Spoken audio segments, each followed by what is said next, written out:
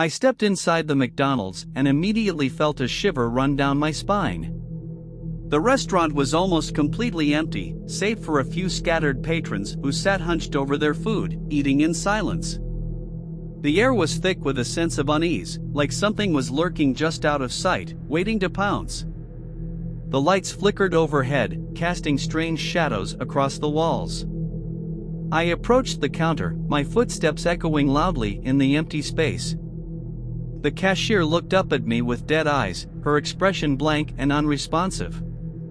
"Can I help you?" she asked, her voice monotone. I placed my order, feeling like I was speaking to a robot. As I waited for my food, I looked around the restaurant, taking in the bizarre scene around me. The walls were adorned with faded posters and advertisements, some of which seemed decades old. The chairs were mismatched and worn, the tables scratched and scuffed. It was like stepping back in time to a forgotten era. And then I saw it, a shadowy figure, lurking just beyond the counter. It was difficult to make out any features, but I could tell that it was not human. Its limbs seemed elongated, its movements jerky and unnatural. I tried to ignore it, to convince myself that it was just a trick of the light. But the feeling of unease only grew stronger, until it was almost suffocating.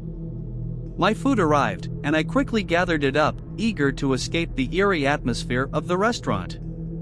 But as I turned to leave, I saw that the shadowy figure was now standing directly in my path. I froze, my heart racing in my chest. The figure seemed to be staring at me with glowing eyes, like it was sizing me up. And then, with a sudden burst of movement, it lunged at me, its limbs flailing wildly. I stumbled backwards, dropping my food in the process. The figure seemed to vanish into thin air, leaving me alone in the empty restaurant. Trembling with fear, I quickly gathered up my things and fled the McDonald's, vowing never to return again. As I stumbled out onto the street, I couldn't shake the feeling of dread that clung to me like a shroud. I looked back at the restaurant and saw that the lights had gone out, leaving the building shrouded in darkness. It was then that I noticed the other patrons had also fled, leaving their half-eaten meals on the tables. It was as if they had all been spooked by the same eerie presence that I had felt. I walked away quickly, feeling like I was being watched the whole time. My mind raced with questions. What had I seen in there? Was it a ghost? A demon? Something even more sinister? I decided to investigate, hoping to find some answers. I asked around the neighborhood, trying to find anyone who knew anything about the McDonald's. But no one seemed to know anything. One night, I returned to the restaurant, hoping to catch a glimpse of the shadowy figure once more. I snuck around the back and peered through the windows, my heart pounding in my chest.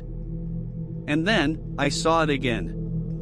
The figure was there, lurking in the shadows, watching me with glowing eyes. I could feel its malevolent energy, its hunger for something dark and twisted. But this time, I didn't run.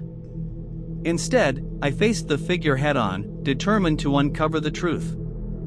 And as I stepped inside, the figure seemed to dissipate, leaving behind only a sense of emptiness and despair. I realized then that the McDonald's was cursed, haunted by a presence that fed on the fear and misery of those who entered its doors. And as I walked away, I knew that I had narrowly escaped a fate worse than death. But I couldn't let it go.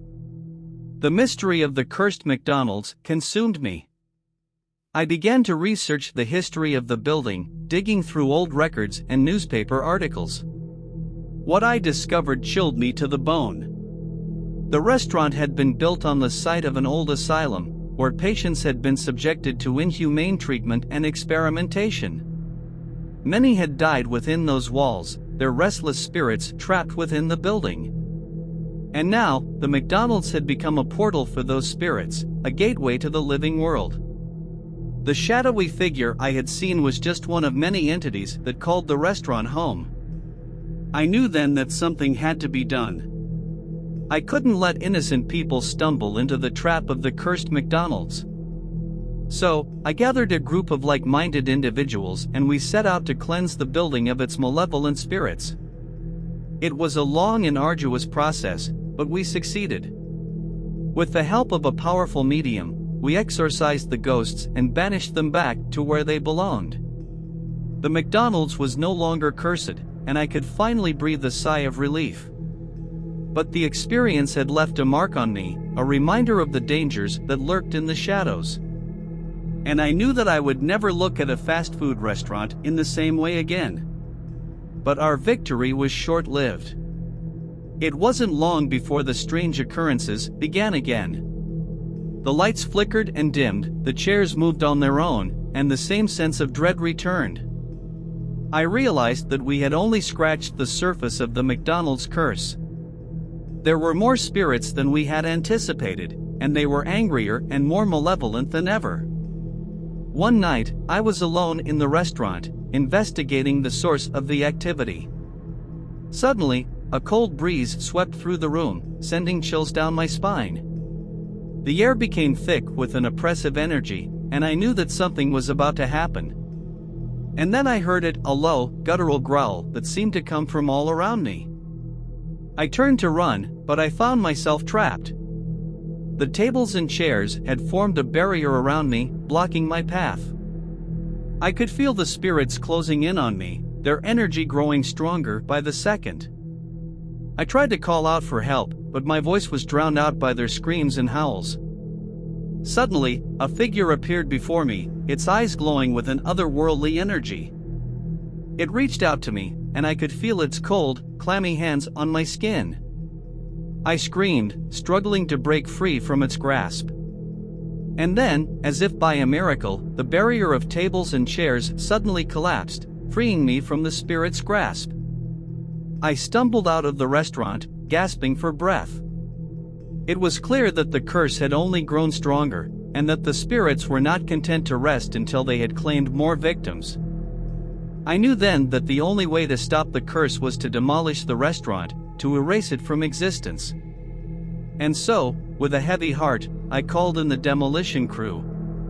As the bulldozers tore through the building, I could feel the spirits' anger and despair. But I knew that it was the only way to finally end the curse. And as the last brick fell, I breathed a sigh of relief. The cursed McDonald's was finally gone, and I could finally move on from the nightmare that had consumed me.